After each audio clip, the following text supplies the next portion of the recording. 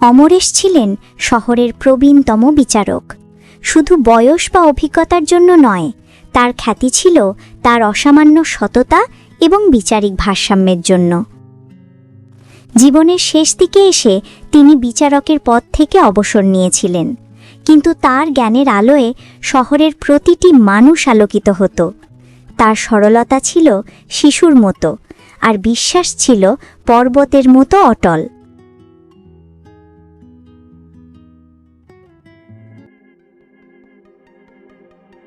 অন্যদিকে বিনোদ ছিল শহরের অন্যতম ধনী ব্যবসায়ী। তার সম্পদ ছিল সীমাহীন, কিন্তু তার হৃদয় ছিল অত্যন্ত সংকীর্ণ। কৃপণতা তার ধমনীতে প্রবাহিত ছিল এবং সে মনে করত অর্থই পৃথিবীতে একমাত্র শক্তি। বিনোদ বাইরে অমরেশকে বন্ধু বললেও মনে মনে সে অমরেশের সরলতাকে বোকামি ভাবত এবং সুযোগ খুঁজত কিভাবে তার এই সরলতা কাজে লাগানো যায়। একদিন সন্ধ্যায় বিনোদ এলো অমরেশের বাড়িতে। আরে অমরেশ, বন্ধু, কেমন আছিস? বিনোদ, এত রাতে? তোর শরীর ঠিক আছে তো? আয় বস। সময় নেই বন্ধু। আমি এক চরম বিপদে পড়েছি। আমার ব্যবসা আমাকে বহু দূরে ডাকছে। হয়তো 10 বছর বা তারও বেশি সময় ফিরতে পারবো না। আর আমার এই সিন্দুক, এর মধ্যে আমার জীবনের সবথেকে মূল্যবান জিনিস রয়েছে। সে একটি প্রকাণ্ড মজবুত কাচের সিন্দুক টেনে এনেছিল। সিন্দুকটি ছিল এত ভারী যে সেটি বহন করতে দুজন লোকের সাহায্য নিতে হয়েছিল। কি আছে এতে বিনোদ? বিনোদ আশেপাশে একবার চোখ বুলিয়ে নিয়ে বলল, আমি এক চরম বিপদে পড়েছি। আমার ব্যবসা আমাকে বহু দূরে ডাকছে। হয়তো 10 বছর বা তারও বেশি সময় ফিরতে পারবো না। আর আমার এই সিন্দুক, এর মধ্যে আমার জীবনের সবথেকে মূল্যবান জিনিস রয়েছে। যদি এত মূল্যবান হয় তবে ব্যাংকেই রাখলি না কেন? ব্যাংকে নয় বন্ধু, এর মধ্যে রয়েছে আমার ব্যবসার কিছু অত্যন্ত সাধারণ কাপড় এবং বহু বছরের পুরনো জরুরি পারিবারিক কাগজপত্র। এগুলো এতই সাধারণ যে আমি ব্যাংকে রাখতে চাই না, কিন্তু যেহেতু কাগজপত্রগুলি অতি গোপনীয়, তাই আমি চাই তুই তোর মতো একজন সৎ মানুষের কাছে যত্ন করে রেখে দিস। কেউ যেন ঘুণাক্ষরেও না জানে যে সিন্দুকটা তোর কাছে আছে। অমরেশের মনে সামান্যতম সন্দেহ এলো না। তিনি বিনোদের অস্থিরতা দেখে বরং তাকেই চিন্তিত বলে মনে করলেন। ঠিক আছে বিনোদ, তুই নিশ্চিন্তে যা। তোর বিশ্বাস আমি রাখব। আমি জানতাম তোর মতো বন্ধু পাওয়ায় আমি ধন্য। কাপড় আর কাগজ? ঠিক আছে বিনোদ, তুই নিশ্চিন্তে যা। আমি এটি যত্ন করে রেখে দেব। আমি তোর বন্ধু। এখন আর দেরি করা চলে না। ভালো থাকিস, আমি ফিরে আসব। আসলে সিন্ধুকে ছিল তার জীবনের সব সঞ্চয়, সোনা, মোহর আর হিরে জহরাত। বিনোদ জানত ব্যাংকের চেয়েও অমরেশের সরল বিশ্বাসী হবে তার সবচেয়ে বড় নিরাপত্তা।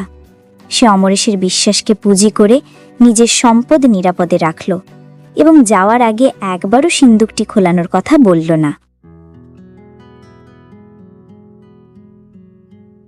বিনোদ চলে যাওয়ার পর 10 বছর কেটে গেল। শহরে অনেক কিছু বদলালো। নদীর গতিপথ সামান্য ঘুরল, কিন্তু অমরেশের জীবনযাত্রা বদলায়নি। তিনি অবসর জীবনে বই পড়ে আর গ্রামের মানুষের সাধারণ সমস্যাগুলোর সহজ সমাধান দিয়ে দিন কাটাতেন।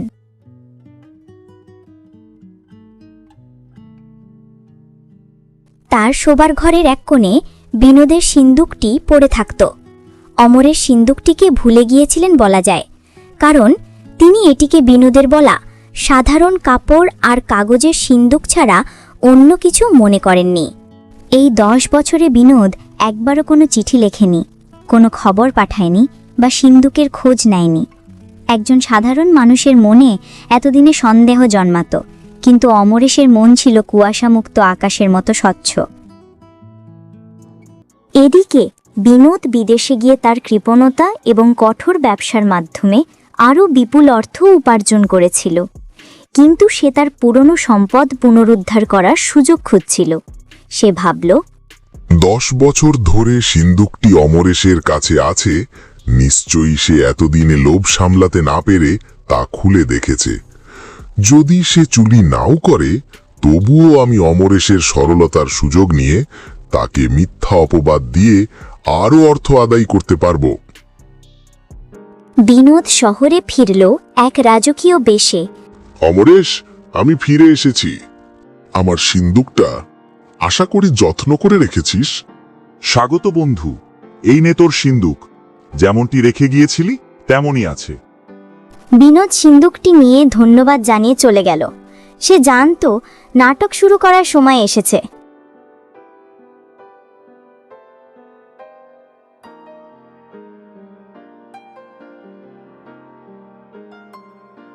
পরের দিন সকালে শহরের প্রধান বিচারকের আদালত ছিল লোকে লোকারণ্য। প্রধান বিচারকের সামনে দাঁড়িয়ে বিনোদ চিৎকার করে অভিযোগ করল। হুজুর, আমি আমার জীবনের সমস্ত সম্পদ, সোনাদানা, মোহর এবং হিরে জহরত আমার তথাকথিত বন্ধু প্রাক্তন বিচারক অমরেশের কাছে 10 বছর আগে রেখেছিলাম। এই সেই সিন্দুক। কিন্তু দেখুন, এখন এর ভেতরে শুধু পুরনো ছেঁড়া কাপড় আর মূল্যহীন কাগজ। সিন্দুকটি প্রমাণস্বরূপ আদালতে রাখা হলো। বিনোদ এমনভাবে অভিনয় করল যেন সে সর্বস্বান্ত হয়ে গেছে। ওই অসৎ লোকটি আমার সরল বিশ্বাসকে কাজে লাগিয়ে আমার সর্বনাশ করেছে। তিনি এক চোর। একজন প্রাক্তন বিচারক হয়েও তিনি এই চরম বিশ্বাসঘাতকতা করেছেন। বিনোদের মিথ্যা কান্নায় আদালত কক্ষের পরিবেশ ভারী হয়ে উঠল। প্রধান বিচারক, যিনি অমরেশকে খুবই শ্রদ্ধা করতেন, তিনি হতভাগ হয়ে গেলেন। অমরেশবাবু, আপনার বিরুদ্ধে এই অভিযোগ, আপনি কি বলবেন? কোনো প্রমাণ? আমি নির্দোষ হুজুর। আমি বিনোদের সিন্দুকটি রেখেছিলাম, কিন্তু সে আমাকে বলেছিল ভেতরে সাধারণ কাপড় এবং জরুরি কাগজপত্র আছে। আমি তার কথায় বিশ্বাস করে তা কখনো খুলিনি। আমি জানি না ভেতরে টাকা ছিল কিনা। কিন্তু অমরেশের সততার কোনো লিখিত প্রমাণ ছিল না। সিন্দুকটি তার হেফাজতেই ছিল। শহরের মানুষ ফিসফিস করতে শুরু করল। কেউ কেউ অমরেশের দীর্ঘদিনের সুনাম নিয়ে সন্দেহ প্রকাশ করতে লাগল। বিনোদের ধনী হওয়া এবং তার আত্মবিশ্বাসী অভিনয় সকলের মনে সন্দেহের বীজ বুনে দিল। মনে হলো অমরেশের জীবনের সব সঞ্চয়, তার সম্মান আজ এক লহমায় ধূলিসাৎ হতে চলেছে। চারিদিকে যখন নৈরাশ্য, অমরেশ তখন প্রধান বিচারকের দিকে তাকালেন। হুজুর, আমার জীবন প্রায় শেষের পথে। আমি সমস্ত লোভমোহ ত্যাগ করে এসেছি। এই মুহূর্তে আমার যা হারানোর তা শুধু এই সম্মান। আমার একটি শেষ ইচ্ছা আছে।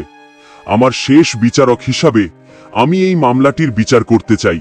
আমার বুদ্ধির শেষ দান হিসাবে আমি আমার সততা প্রমাণ করতে চাই।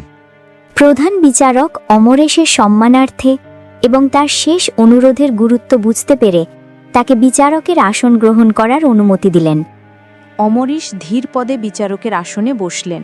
মুহূর্তের মধ্যে তিনি যেন সেই প্রখর বুদ্ধিদীপ্ত বিচারকে পরিণত হলেন, যার জন্য তিনি পরিচিত ছিলেন। তিনি কাঠগড়ায় থাকা বিনোদের দিকে তাকালেন। তার চোখ এখন আর সরল নয়, গভীর ও তীক্ষ্ণ। বিনোদ, তুমি নিশ্চিত যে এই সিন্দুকটি তুমি আমার কাছে 10 বছর আগে রেখেছিলে? হ্যাঁ, সম্পূর্ণ নিশ্চিত। তুমি কি নিশ্চিত যে ভেতরে তোমার জীবনের সমস্ত সঞ্চিত সম্পদ ছিল?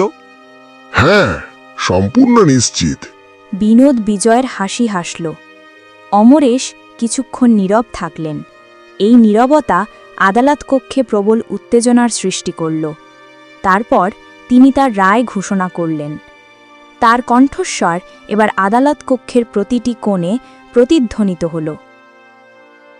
যদি বিনোদ 10 বছর আগে এই সিন্ধুকে তার জীবনের সমস্ত সম্পদ রেখে যেত, তবে এটি তার কাছে পৃথিবীর সবচেয়ে মূল্যবান জিনিস ছিল। এত মূল্যবান জিনিস সে কখনো একটি সাধারণ কাপড় এবং জরুরি কাগজের সিন্দুক বলে উল্লেখ করত না। সে নিজেই তার সম্পদকে সাধারণ বলে অমরেশের কাছে লুকানোর চেষ্টা করেছিল। সবচেয়ে বড় প্রমাণ হলো, বিনোদ, তুমি 10 বছর ধরে বিদেশে ছিলে। তোমার যদি জীবনের সব সঞ্চয় এই সিন্ধুকে থাকতো, তবে একজন প্রকৃত ব্যবসায়ী, একজন প্রকৃত মালিক অন্তত একটি চিঠিতেও এর খোঁজ নিতে পারত। তুমি কেন 10 বছরে একবারও জানতে চাওনি যে সিন্ধুকটি নিরাপদে আছে কিনা? তোমার এই চরম অবহেলা প্রমাণ করে তুমি তোমার নিজের মূল্যবান সম্পদের প্রতিও যত্নশীল নও। তোমার এই আচরণ প্রমাণ করে যে তোমার দেওয়া বিবরণ মিথ্যা। হয় তুমি 10 বছর আগে আমাকে মিথ্যা বলেছিলে যে ভেতরে সাধারণ জিনিস আছে, নয়তো তুমি এখন মিথ্যা বলছো যে ভেতরে টাকা ছিল। একজন সৎ বন্ধু কখনো তার বন্ধুকে এত বড় মিথ্যার জালে জড়ায় না।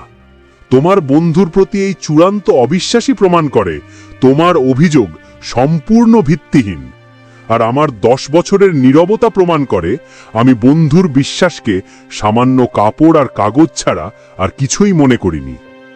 বিনোদের মুখে আর কোনো কথা রইল না। তার অহংকার, তার কৃপণতা সবই অমরেশের এই তীক্ষ্ণ বুদ্ধির কাছে পরাজিত হল। তার ফ্যাকাশে মুখ দেখে সবাই বুঝতে পারল সে ধরা পড়েছে।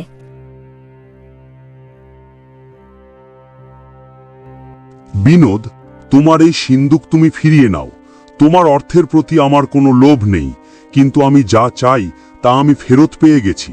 আমার সারা জীবনের সততা, যা তোমার মিথ্যার কাছে কখনো পরাজিত হয়নি, এবং এই শহরের মানুষের আমার প্রতি অটুট বিশ্বাস। বিনোদ অপমানে, ক্রোধে এবং অনুশোচনায় নত হয়ে সিন্দুকটি নিয়ে আদালত থেকে বেরিয়ে গেল। শহরের মানুষ অমরেশকে জয়ধ্বনি দিল। তার এই বুদ্ধিদীপ্ত বিচার শুধু তাকে নির্দোষ প্রমাণ করল না, বরং সমাজের কাছে এক চিরন্তন বার্তা পৌঁছে দিল। জগতের সবচেয়ে ভারী ভার হল কথা, আর সবচেয়ে মূল্যবান জিনিস হল মানুষের বিশ্বাস ও সততা। কোনো সম্পদই প্রখর বুদ্ধি ও অটল বিশ্বাসের চেয়ে বেশি মূল্যবান হতে পারে না।